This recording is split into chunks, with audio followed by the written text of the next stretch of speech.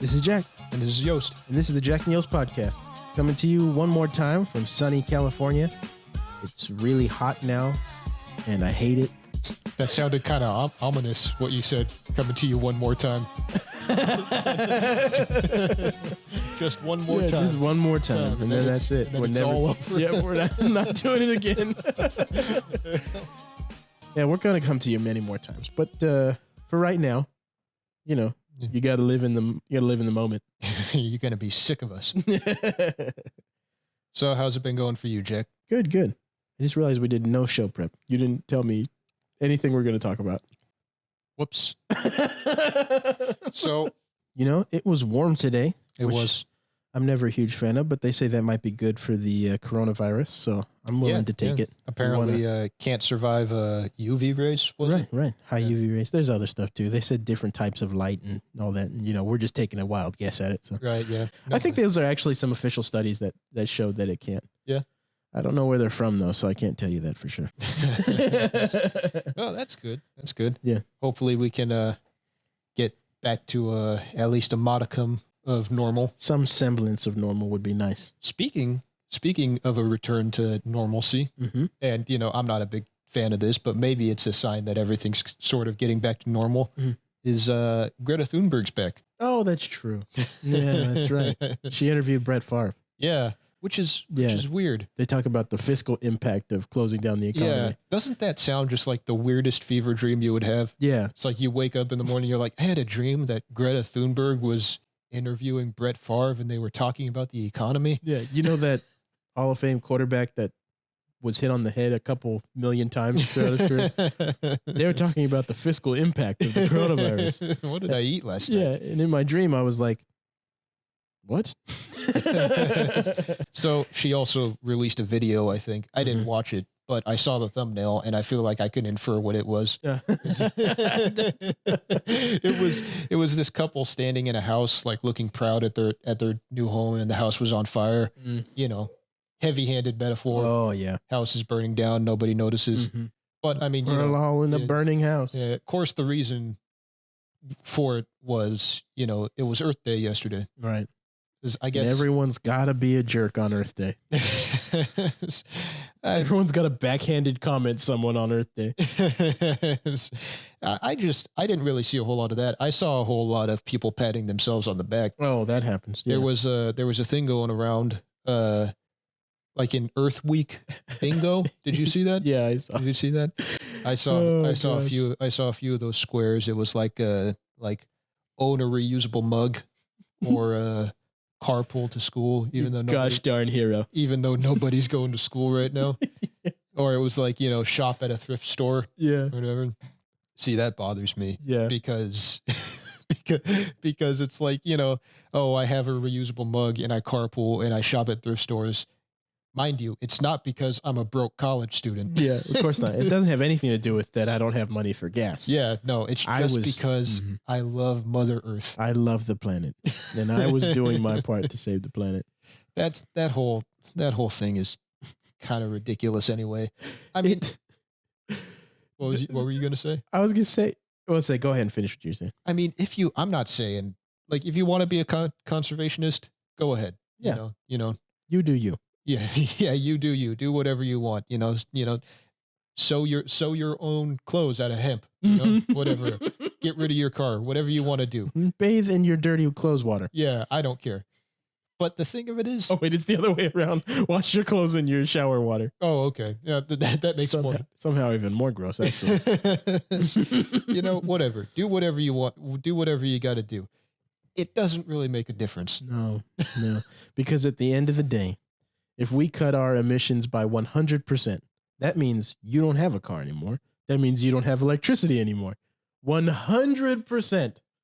China still is going to be pumping the pollution into the world at a 10 times faster rate than we can. Yeah, they don't care. No, they don't care at all. Yeah. What are they going to do? Send Greta to China?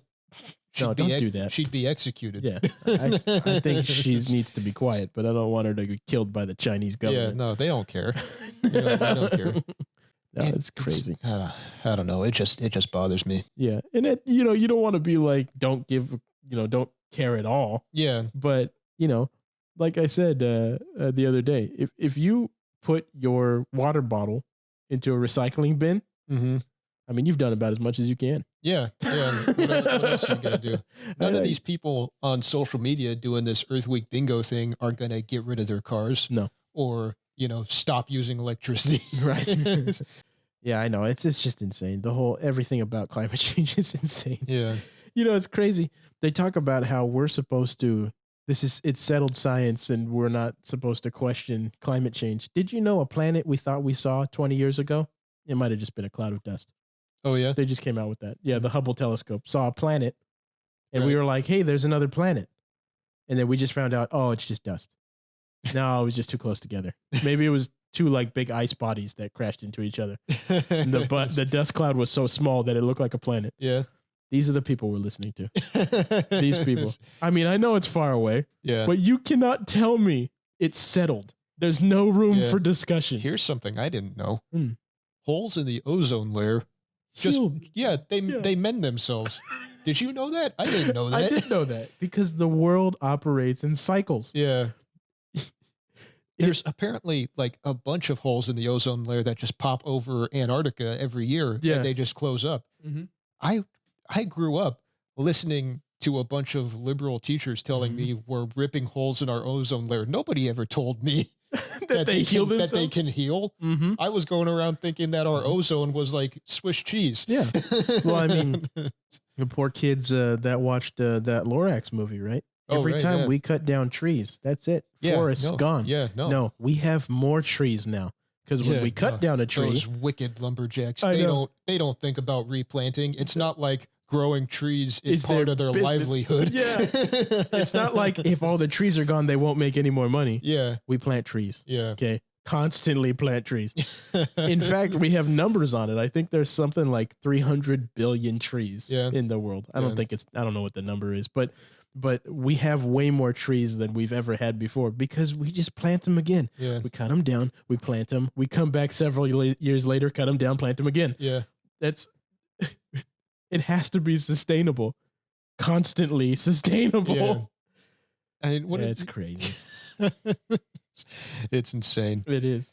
It's just it's funny because I mean, like, people don't tell you the whole story. No. They tell you the facts that serve their side. Yeah, it doesn't know? further the agenda if you know the Yeah. whole story. Yeah, Because there's two sides to everything. yeah. Literally everything. And I'm not saying, like, again, somebody wants to go vegan or Mhm. whatever. Somebody do wants to. you. Yeah, you do you. You want to eat out of the trash? Go ahead. You know. You want to wash your clothes in your greasy water? Go ahead and do that. Go ahead. I'll tell you what. I recycle. Mm-hmm. It's to get the extra money, but I recycle. I try not to drive. That's because I'm cheap. I don't want to pay for gas. Yeah. Also, my car sounds like it's going to fall apart every time I drive it. Yeah, one of It's these just- days he's going to end up down the road and the bottom half of his car won't be there anymore. I mean, that already kind of happened once. That's a story for another time. Yeah. But the point I'm trying to make Mm-hmm. is, it's important to examine why you do things. Yeah, we just don't do any of that anymore. No, nobody ever, because people can stay blind to their own motivations Mhm. forever. Yeah, seemingly. Yeah, they can do things and then just like never bother thinking, why did I do that? Yeah.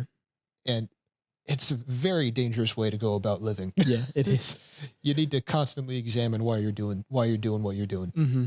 You see, I think it's, the good news is I don't think it's as, I don't think anyone analyzes anything as much as we do. Yeah, probably not. The reason we're sitting here talking about this is because we think about everything and then we're like, I have more to say about that thing, Yeah. But I think most people were just like, hey, there's a picture. I'll fill out that picture. Yeah. And then yeah, they moved on. yeah. And it's like, that's great if that's what it was. Yeah. Post it on Instagram, challenge somebody else, Yeah. whatever. Yeah. I have issues with social media in general, but Because it does other things. Yeah. Like you don't realize that looks like you're trying to pat yourself on the back, that you're Yeah, trying to congratulate yourself. That's what it looks like. But I mean, that's like, that Hey, was you fixed your microphone. Oh yeah. Yeah. Yeah, I did. It's right side up now. Cool. But, and that's essentially the point why social media was invented in the first place, right? Mm. Was to share personal aspects about yourself with other people. Yeah. So, I mean, it's a dangerous thing. Mm-hmm. It's a dangerous thing because even when you're telling people like if you're trying to like encourage somebody or talk about somebody else, I feel like it always comes back to talking about you. Yeah. Yeah, it does. And also too, like by nature of social media, no one puts on there anything real. Yeah. Yeah. I mean, maybe more so now. Yeah, maybe because everybody's it's on. It's become a much bigger part of communicating. Yeah, now. It has. But usually people just put the best things about their life on social media. Yeah, and occasionally there are people who put the worst things. Yeah, and we don't like those people either. No. So shut up too. I don't know that anybody's. I mean, maybe somebody has done this, and I just don't hang out with those kinds of people. But I just don't associate with them. But I mean, like, you'd probably be hard pressed to find somebody to go on Facebook or Instagram and just talk about how they just had a huge screaming fight with their wife. I know, and you shouldn't. You shouldn't do that either. But it's just funny, It's like it's very dishonest. Mm-hmm. Social media is at its core very dishonest. Mm-hmm. I think, and I mean, it is. Yeah, I mean, and part of that is kind of good. I certainly don't want to know deep personal aspects about like some of my friends. Yeah, the only reason that it's like that though is because people feel the need to share. Yeah, they have to share, especially people our age, or especially the younger people. Yeah, actually, especially the younger people, right? Because they must share everything. Yeah. And there's a deeper need for approval and stuff like that. Yeah. But we don't really need to know everything about each other. No, I mean, maybe we do right now. That's the problem too. You know what? I thought about that the other day. People are going to share a lot more now because we got used to. That's fair. We got used to sharing because we don't see each other anymore. Yeah. So now. Yeah, that's fair. Yeah. Because I mean, that never even occurred to me because like I have Facebook and Instagram. I never use it. Right. Anytime I ever think about sharing something, I'm just nobody wants to know about this. And just move on. So again, it always comes back to us, right? We're the problem. I think we're the problem. Yeah. We're probably the problem because none of this is marketed to people like us. No, it's not. We're just complaining about it. Yeah. And you lucky people get to listen to it. Whoever you are. If you are listening to this, thanks, by the way. Yeah. Thank you for listening. We appreciate it. Yeah, we appreciate it. Share it on Facebook. Oh, man. No, but it was, in a weird way, it was nice to see Greta back, or Miss Thunberg. I don't know her well enough to call her Greta. Yeah, I mean, she's young, so you don't got to call her Miss. It was because it did seem like a return to form. People are, I feel like it seems like we're starting to get the ball rolling on everybody, everybody getting outside, which is good, by the way, because of a story that I heard recently. What is that? You remember I talked about Animal Crossing, right? Oh yeah. Yeah. In a article that I think was done by Eurogamer, I think this is emblematic of the fact that people might be spending too much time in their house. Yeah. It's people are starting to get sort of a pseudo slave trade thing going in Animal Crossing. Good. That's good. Didn't take long. To be fair, it's just funner to call it a slave trade. Yes. It's more like trading cards. Yeah, because they're not real people. Yeah, they're not real people. It's more like trading cards because in Animal Crossing, you have an island and different NPCs, non-playable characters for people who don't know that much about video games. They come to your island and they live there and they hang out. And apparently Eurogamer did a report about how there's a listing of the most popular villagers that can come to your island, and people are just trading them. Like you can because you can go visit somebody's island and then people from your island can go over and visit, and then the people who own that island can convince them to stay. Yeah. And so people are like setting up ways to like friend each other and then go over to their island and say, okay, yeah, you can have this villager for like 1,000 bells because that's the currency or whatever. So they're trading these people, which is. Do the people make you any money? No. Oh, okay. I don't it's not think quite so. slavery then. Well, I mean, they make you money if you sell them. It's true. I guess that is the essence of the slave trade. Yeah. Again, they're not real people. No. It's more just like trading cards. Yeah. But calling it like slavery, calling it, NPC trafficking is just funnier. Yeah. Yeah. So I feel like, because Animal Crossing, I just realized this. I just found this out yesterday. Mhm. Animal Crossing. Shoot, what were the numbers? Here, I'm gonna look it up real quick. So Animal Crossing, right, Mhm. has Animal Crossing sold 5 million copies in a single month. Holy cow. That set a record for any digital copy of a video game that sold ever. Wow. It broke the record for most copies sold in a month. That's crazy. So people are playing it, and people are locked in their house with nothing to do. Mm-hmm. And we talked about how it was good that it gave people a way to connect with their friends, not with strangers they don't know, so that they can sell a villager to them. So I feel like it's that would happen with anything, though, right? Yeah, you always find ways to the slave trade.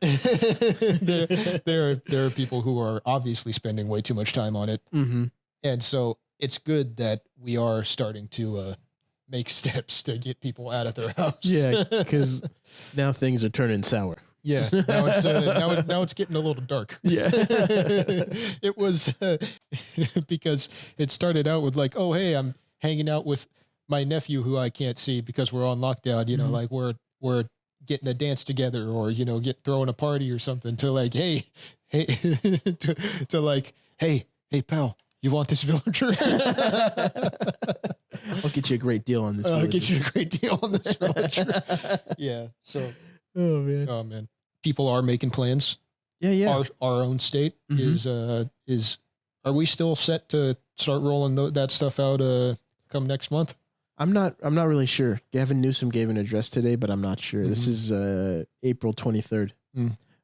We'll see what they do. I know as far as our local county goes here in California, we're going to be opening up tomorrow. Oh, really? Different stuff. Golf courses, mostly in parks, golf courses, stuff where you can still social distance. Yeah, that's good. Yeah. That's good. I heard, I think Fox News did a report that the new case numbers are starting to go down steadily. Yes, they did. And so last podcast, I talked about that other study. Which one? See, and that's the problem with having to scrap another podcast. I know I talked about it, but I don't remember if it was in the podcast that got scrapped or if it was in this one. The Stanford study that talked about the antibody test. Oh man, I can't remember either. Oh shoot. Oh, okay. Well, anyway, there was a Stanford study that talked about how there was more people infected than we originally thought. But oh right, yeah, that was a pretty small sample size. Yeah. Well, they did USC, University of Southern California, did no one calls it that though. Everyone calls it USC. USC did a study, an antibody test, and they found that it could be that 220 to 480,000 people, wow, have had it and recovered from it. Wow, just in LA. Really? Yeah. Wow, that would be absolutely a game changer. Yeah, because that means that the mortality rate on this thing is crazy low. And that means that also just testing the people that are just about to die from it isn't the best way to find out what the real mortality of a disease is. Right. Yeah. But I mean, that'd be insane. If that's, I mean, obviously those are projected and everything like that. Right. But they just found from their sample size that they did that a huge percentage of the people had it and recovered from it, had antibodies already in them. Which also too goes back to like, I guess how far into this thing are we now? We're like 2.5 months. Yeah, I think around there. When did people start talking about it a lot? I can't remember. I was talking about it long before it was happening here, so I don't remember. I started talking about this thing beginning of January. So yeah, I remember. Yeah, but I was ahead of the game. We should have been doing a podcast. Yeah, well, I mean, if they've listened, but I was mostly panicking. So. If they've listened from the beginning, we should have been doing a podcast like 5 years ago. So. Yeah, it's true. But yeah, no, I was mostly panicking, full out panic, really. But funny thing is I was panicking for things that really didn't end up happening the way I thought they would. Yeah. Yeah. You know, we handled it much better than I assumed we were going to, which is good. Yeah. That's good. That means that I assume the worst and hope for the best. Yeah. Because I was hoping. It's always better to keep your expectations low. Yeah. This was not the best. And we're going to find out what happens because of this thing. Yeah. But yeah. that would be great, though. If we were able to roll out that antibody test around the country quickly, like in the next few weeks, a bunch of people get tested for it. Yeah. And we find out that, I mean, because in LA alone, that's 55 times what their numbers are. Yeah. So if we had 55 times the amount of people that have had this and recovered from it, it is less than the flu. Yeah. Yeah. Which, that's way too much to hope for. That's way too much to hope for. Yeah, you're probably right. Yeah, no, but that'd be amazing though, right? Down in LA, they're just like, holy cow. Yeah. Like, we need to start testing. We need more of these tests now. We need to find out if this is true. Yeah. Because if it's true, that's it. Game's over. We're done. We're coming back, right? I mean, it has to be. If 55 times the amount of people now have it or have had it recover from it than is now, we're at 800,000 people right now. Yeah, I mean, you would hope, right? Yeah. This whole lockdown thing has really not sit right with me from the beginning. I know. It's all been really weird. Yeah. Like we talked about earlier today, that lady did that funny video about, all the different kinds of advice we've gotten from this thing. Yeah. Yeah. It's just the way it's been handled. And I don't want to say it's been handled I don't want to say they totally messed up the job handling this, but I mean, didn't the reaction seem kind of weird? Yeah. How severe it was. Yeah. Like I said, no, this is conspiracy theory, Jack, now. And I don't necessarily believe this, but there was some weird numbers that came out of China. Yeah. Obviously we still don't believe that only 8,000 people in China died. Just not even kind of believe that. Don't even kind of believe that.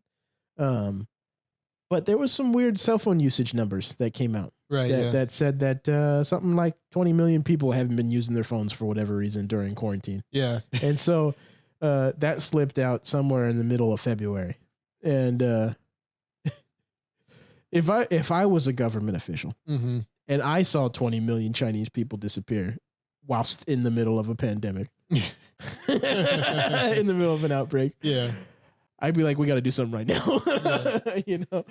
Yeah, but there's a lot of conspiracy theories like that going around.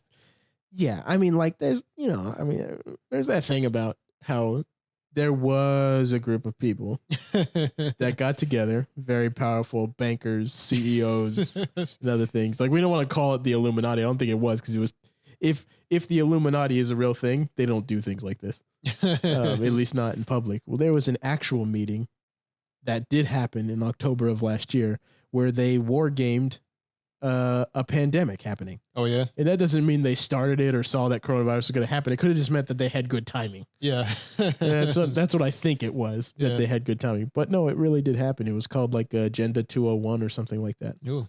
Yeah. So go ahead and Google that. Give that a Google. Scary. Yeah. Yeah. And they basically did talk about, if we had a pandemic happen, how would we respond? Yeah. And how could we make it so that it helped us further our political causes? No, it wasn't about like making money or anything like that. Yeah. Though some people will make money off of this. But Procter and Gamble, see how you're doing with all them toilet paper sales. If this ends up being nothing, I'm coming for you. It wasn't their fault. We did the toilet paper thing. Yeah. But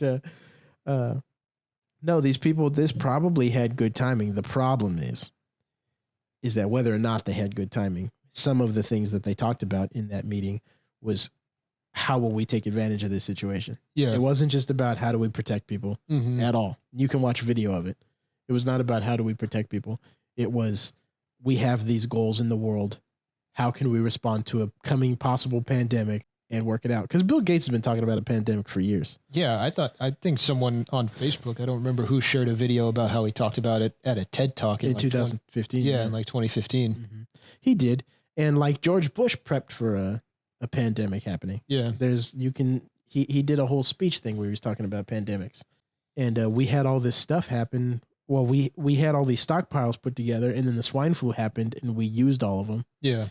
And then we didn't build them back up again for whatever reason. So we weren't ready for this thing.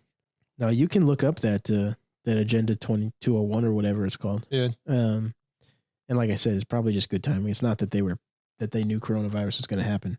Though technically those China numbers line up with that. That's the conspiracy side of it. Yeah, no, I just, as we were talking about, it seems, and I'm not a government official, nor am I a doctor or, a healthcare worker, so I don't really know how it works, but it just seemed like the reaction to this was really weird. Like, not even just from like the shutting down states and stuff like that, but just like, even just like the public's reaction, it just, from like the buying out toilet paper and stuff like that, it's just, I don't know where that came from. Yeah. I think, the only sense I can put behind the toilet paper thing was that people were sure that this was the end. Yeah. Like this was going to crash our economy. We wouldn't have the luxury of toilet paper anymore. And so they had to hold on to something. Yeah. I love how that was the first thing to go. It was. Like, it was not food. That was the first thing to go. These people who thought that it was the end of the world, they're like, canned goods, water, we'll make do. They won't be caught dead in the apocalypse without toilet paper. Radio host I listened to made a joke. He was like, if that is what it comes down to, if we're in a world where there's no toilet paper, that's it. Kill me. Okay? So as long as we have toilet paper, I'll be living on. I'll be fighting the cause. But the day the toilet paper is gone. As soon as it runs out. That's it. Yeah. No, I know. We went straight for the toilet paper. Then some sense came in and people were like, maybe we should buy some water too. But it was at first, it was the toilet paper. Sanitizer immediately. Right. Then toilet paper. Then toilet paper. Yeah. And I think the sanitizer thing was because of a handful of people, actually. Oh, yeah. Yeah. I mean, there was one person and there was a couple other stories that weren't as documented, but there was one guy that literally went Tennessee, Texas, Oklahoma, Louisiana, just buying up every store. They got a 24-foot trailer truck and filled it to the brim with his hand sanitizer. Those are the people that anger me the most. Yeah. Because that's just like that's essentially war profiteering, right? Yeah. But it's like crisis profiteering. Yeah. And I mean, like, I'm a free market kind of guy. Yeah, but I mean, there are. Okay, what he did was profiteering. The free market is, we're having a pandemic. Let me see if I can figure out how to make hand sanitizer and sell it to people. Right, yeah. That's taking care of people, because then you're not buying out the stocks, too. And not price gouging them. Yeah, and not price gouging them. Well, he did. Never mind. That's how he got caught, because he went too far. Because he started price gouging people. Mm-hmm. The thing is that he's a reseller. Mm-hmm. So he put a little, it wasn't like he never did it and this was like his thing he was going to game. Yeah. He constantly buys and sells things. That's what he does. So when he saw the opportunity, he was like, well, we should do it with hand sanitizer. Yeah. But bad timing, because people were dying. I don't know how long it's going to take for things to return to form. No, I don't know. And honestly, I just kind of want to see a football game. Yeah, me too. Really bad. Tonight's the draft. Oh, right. Yeah. Yeah. The virtual draft. Wonder how that's going to go. I don't know. We want things to return to normal. That antibody test, finding out that, like, because if those were the numbers and those translated on the low end, yeah, that means that it's millions and millions and millions. Whatever that math is. Yeah, whatever that math is. We won't really return to like absolutely normal, more than likely. Things are going to be different. Yeah. Handshaking might not exist anymore. People might be wearing masks all the time. And besides that, too, depending on how we react to this, the way our governments operate might be different. Yeah. Yeah. Some people have realized that they can take a lot more power than they thought they could. Yeah. Yeah. That's concerning. Yeah, it is. And that's why it's up to the American people to figure out how we work in times like that. Yeah. I don't think if they tried to shut us down again, we'd just shut down again. Yeah. So this might be going back more to the conspiracy side of things. Did you hear about people getting messages from Google to like they say, like, answer these questions to help our sponsors, and it's, do you know somebody who's been coughing, sneezing, or having a hard time breathing? Yeah. No. I don't. Google. Get out of here. Oh, that was another thing. De Blasio's snitch hotline. We didn't talk about that? No. You sure? I feel like... I think we talked about that he rolled out a snitch hotline. Yeah. Okay, no, because yesterday we found out yesterday. Yeah, yesterday. Oh, man. Oh, beautiful story. Beautiful story. mayor of New York City, Bill de Blasio, a hotline for people to text in pictures of people not obeying social distancing orders, and that they'll send enforcement right away to take care of the problem. Right. Yeah. It was flooded with genitalia. Flooded. There was thousands and thousands of pictures with Hitler memes and crazy. I heard that like within hours it had to be taken down. It crashed. Yeah. They couldn't bear it anymore. Servers were down. That's incredible. Yeah. Didn't he also try to do another thing like give hold on a sec. So much so many messages were coming in that they could not send out a message themselves to stop because it was just one after another loading through the network. An endless stream of people's private areas. Just inundated with it. That's Americans don't handle snitches well. We don't. Clearly not. No. Didn't de Blasio try to do another thing like giving with the kids? Yeah. He tried to do like give the kids a hotline to rat out their parents. I mean, essentially, but I mean, it was like they phrased it like if your parents aren't doing well enough teaching you the school subjects that you're supposed to be learning, or basically like if they need air quotes help. I think he said re-education. if they need help teaching you what they're supposed to teach you, yeah, or they're not treating you the way they should, they potentially there's some people that are in trouble. Yeah. There's some kids that are in trouble. Yeah.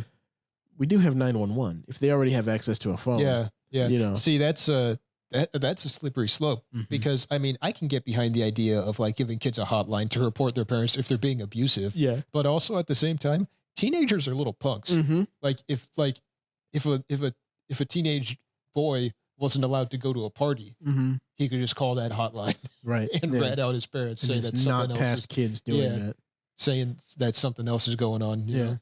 Yeah, absolutely. Like there's this one. Okay, so this is totally off topic. Totally off topic. There is no topic for this show. No, but kids do all kinds of stuff, right? So there's this story that I read about how this girl was a preteen, teenager, 11, 12 years old or something like that. Right. And their neighborhood, she lived in a small town area. Their neighborhood had a mailman that everybody knew because he was like the nicest guy in the whole world. Mm-hmm. But because he was the nicest guy in the whole world, people were okay with him being around. People would give him presents and stuff on Christmas, and he'd drop off presents for families and stuff like that. What you would consider a very nice story. Mm-hmm.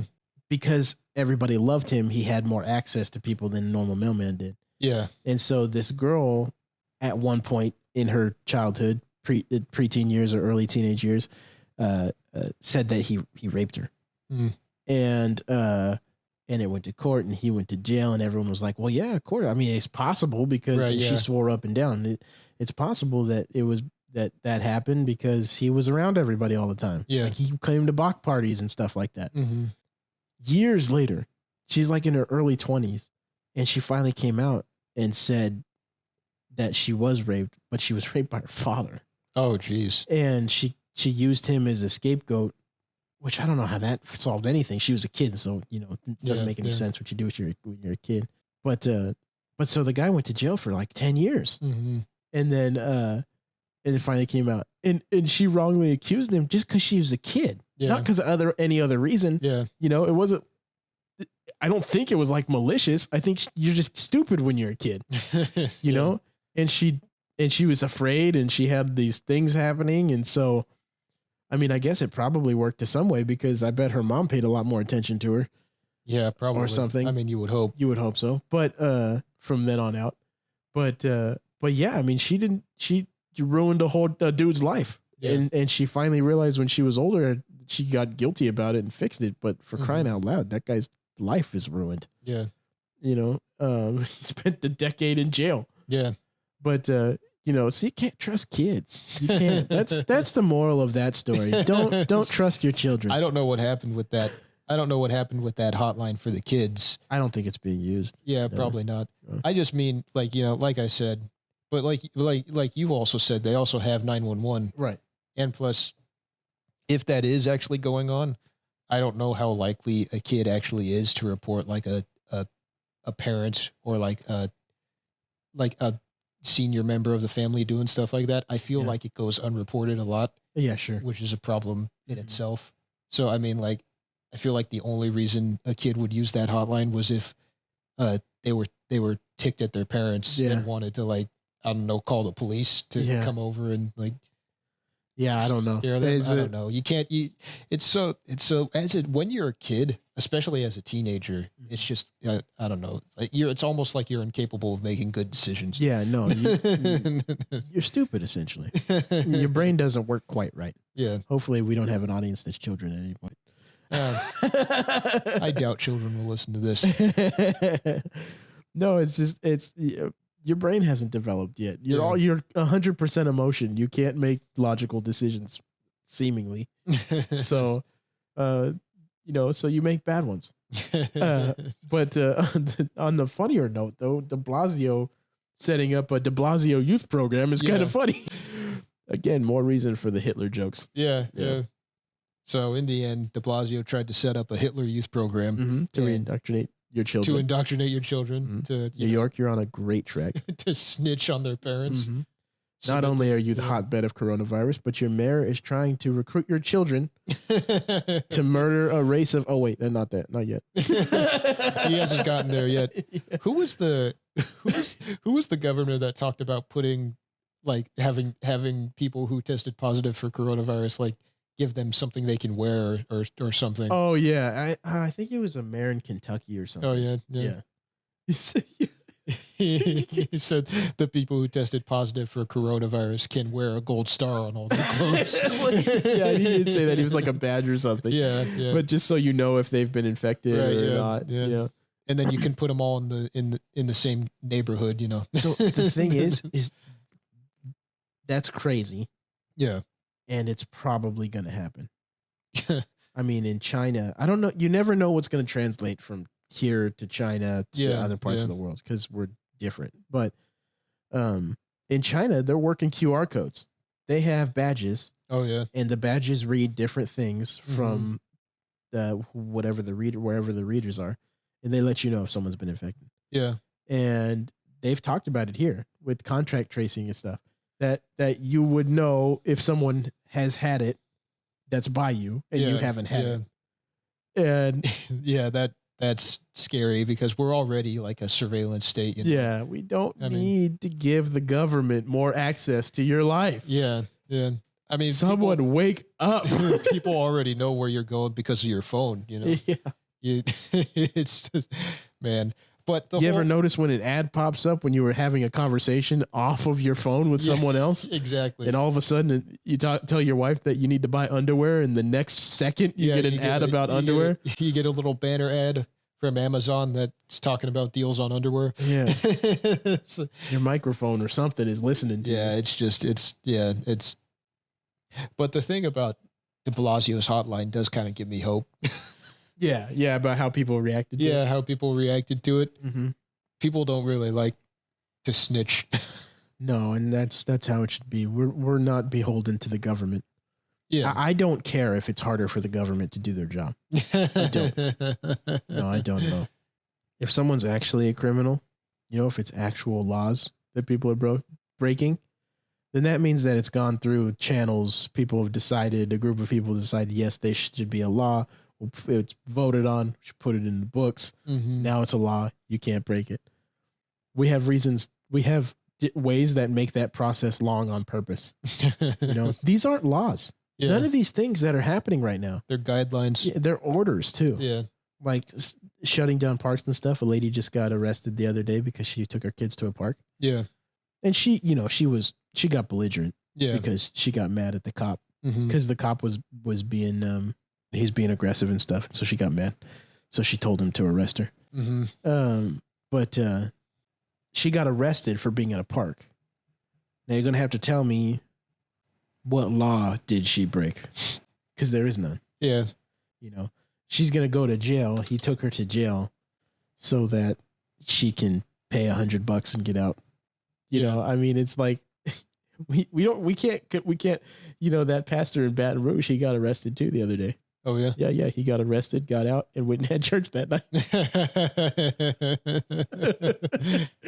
That's awesome. Where's the crazy governor? Is that Michigan? Yes. Yeah. Yeah. She's a little tyrant. Yeah.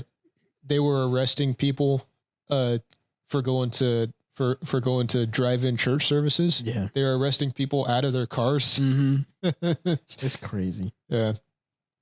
You know, but I'm hoping my hope is that this wakes America up, really. Yeah. Because it's all there. We're all watching constantly. It's not like all these other things that were happening with like all these other random laws that we're making. You weren't watching the news every night. Everyone's watching the news every night now. Yeah. You know, so we can't miss this. But constantly things are coming up constantly that show you weird stuff happening. Yeah. In the United States. Yeah. And there's protests everywhere. I mean, people in LA are protesting. Oh yeah. Because of that test. The test came out and they're like, are you kidding me? I want to go back to work then. Yeah, no, yeah. That's the thing that encourages me is that, you know, the majority of people I feel just want to go back to work. Just they want to get back to normal. I feel like that's the majority of people. Yeah. Aside from like, and even like the majority of people in government, I feel want to get their states back up and running. You know, aside from that lady in Michigan, I don't know what her deal is.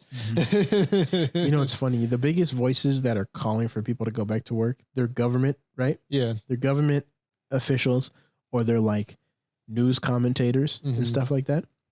And everybody's talking about how if you are saying the economy is more important than life, you're not pro-life, like we said. Yeah. Those people are still working. Right. They have no reason to say that you need to go back to work. Yeah. They're still making money. What does it matter to them if you don't make money? Yeah. How can you can't say they're not prioritizing anything. If anything at all, they have a captive audience now. Yeah. You going back to work takes their audience. People just don't. The people that are saying that you need to stay home, besides the fact that they're 100% all in with what that side of the argument is happening. They're not taking into account the effects. Yeah. I would, at this point right now, the people I know personally on Facebook that are pushing that you stay home constantly are people that are retired, right, and make money, or they work in an office and are still working. Yeah, and can work from home. Yeah. That's about it. Yeah. I'm not seeing a single person that relies on going out for the job they work. You know, those people need to get up and go to work, see what happens. Like, seriously, if everybody just went back to work, what are they going to do? Yeah, I know. I saw a comment on Facebook on Yahoo News, and they got crazy fans. People that follow them. Someone was like, this will get worse. More people will die. More people will be infected. And then you'll be forced to stay home at gunpoint. Do you want that to happen? I was like, try that. Yeah. In America. Yeah, you do not want to. I mean, there's a county in Texas where they wanted to ban people from doing a certain thing, like some exercise or something like that. Yeah. The police department just outright said, no, we're not going to enforce that. And this may sound dramatic, but if it does get to that point, I doubt it will. If it does get to the point where people like the National Guard is rolling down the street and telling like pointing guns at you and saying, get back inside. That's not the America I want to live in. No, it's not. No, it's not. It's not at all. So if it gets to that point, I feel like, we'll roll the dice and see what happens. Yeah. Yeah, we will. Yeah. I think so too. I don't know. I think there's a lot of people that get scared. There's a lot of people that are scared. If anybody, that's the thing, that dude right there, specifically that commenter, he has no idea what country he lives in. Yeah. He has no idea what freedoms we have. Yeah. At all. No idea. So that guy shouldn't be telling anybody what to do because he didn't even know what country he lives in, let alone how our laws work. Yeah. But no, I mean, there's, especially where we live, if we got military vehicles with armed people rolling down the streets here, Yeah. they won't last very long. Yeah. No, and plus that's the other good thing. And that's the danger about social media is like, it gives a platform to every whack job. Mm-hmm. And like the loudest voices are usually the craziest because they, are always on Either there. direction. Yeah, either direction. The loudest voices are always the craziest. But at the end of the day, I don't really know what's going on in Michigan. If I were a cop in Michigan, I feel like there would be no way I'd enforce that law and drag people out of their cars and then arrest them. No. Yeah. I'm like, no, I'm staying home today, man. At the end of the day, I think that's the general consensus among most Americans. Yeah. We like our liberty, and I find it hard to believe that just some poor soldiers, like low-level privates from the National Guard, would be able to are going to face down armed Americans, or would even be able to bring themselves to drawing a weapon down on an unarmed civilian and telling them to go inside. We're not. This isn't Soviet Russia. I know. We were born and raised Americans. Yeah. We were born hearing stories about how we fought for our freedoms. Yeah, that's true. That's true. And I hope that would make an impact, especially our soldiers. Yes, our soldiers in any field. We're all it's all volunteer and stuff. And they. Yeah, I find it hard to believe that. Yeah, I feel like the system would collapse. I know. I mean, there's some police departments that are doing that. I think that's the big step. If the step was taken, that's why we haven't done anything with the National Guard. The only National Guard services we've needed is for them to help transport people. Yeah. It hasn't been anything like that. And that's the thing. It's like there's power hungry police officers. There is. Like I know plenty of police officers that basically just have little man syndrome. That's why they became cops. Not that I want to disrespect anybody, but seriously, you know who you are. You just wanted to have a gun and some power over somebody. So, but the military is not like that though. Yeah, you don't go into the military for that. You might become a police officer, but you won't go into the military for that. No. And then a lot of our military is a lot of our police officers are ex-military. So that's just the job they've been doing. So you joined the military because you either it's either like a family line thing, a family job, or you just want to fight. Right. Yeah. Or you're super patriotic. Yeah. But even if you just want to fight, you're not going to fight our own. No, you want to fight the bad guys. Yeah. You don't want to go face down some, innocent civilians. Right. Yeah, I know. And I don't see that happening. Yeah. I don't see. That's why I feel like we should go out and see, because it's just not going to happen. Like so that one local gun shop that we had that has been selling out for 2 months. Yeah. Every time they get stock in, they sell out. They're sold out on their online stuff. It's purchased before they even get it in. It's literally hundreds of weapons. Yeah. Hundreds here in California. Okay. Don't even talk about what's happening throughout the rest of the country. Right. Yeah. In the Midwest and in Texas. Yeah. The Americans are armed right now. Very armed. We do not want something like that to happen. Yeah. Because there are a lot of people that will, we showed our shoot true colors on this podcast. That was going to happen eventually. Yeah. We've been walking the line real gentle we've been trying to see both sides. I see both sides. Yeah, I see the people that are scared. Yeah, I understand why they're scared because of what they're being told. But there's some people in our family that are petrified right now. And my heart goes out to them because they're just absolutely terrified. But the fact of the matter is that unless there is just suddenly and very quickly a huge shift in the mindset of everybody in America, that sort of stuff isn't going to happen. No. And I think that's our saving grace is because we like our liberty. Even the people who, probably don't realize it. If that happened, they'd probably be like, this isn't America. Yeah. No, I think so. I think if a military figure showed up to your door, so you'd be like, oh, wait a minute. Yeah. So I think in the end, it may take some time, but things will get back to normal. Yeah, they will. Maybe it might be a little slower than we'd like it to be. Yeah. But I think you just need to, you just need to, keep your head up, you know. At the end of the day, we're going to make it through this. Yeah. Yeah. Keep your head up, do what you can to protect your own.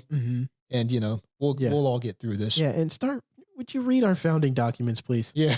I mean, seriously. Find out what country you live in and what the laws of that country are. I think we're about out of time for today. Yes, we are. We went a little long this time. Yeah, and we told you kind of who we actually are. Yeah, sorry about that. We hope you're okay with that. Yeah. If you're not, it's still who we are. But yeah. But that's the great thing about a podcast, though, is you're not forcing anybody to listen to this. No. I hope people like it. Yeah, I do too. If you guys like this, I certainly hope you come back next time. Yeah, and if you don't come back anyway, I'm okay with some hate mail. Yeah, sure. Why not? That just means you're popular, right? Yeah. Until then, I'm Yost. And I'm Jack. And this is the Jack and Yost podcast. We'll talk to you again.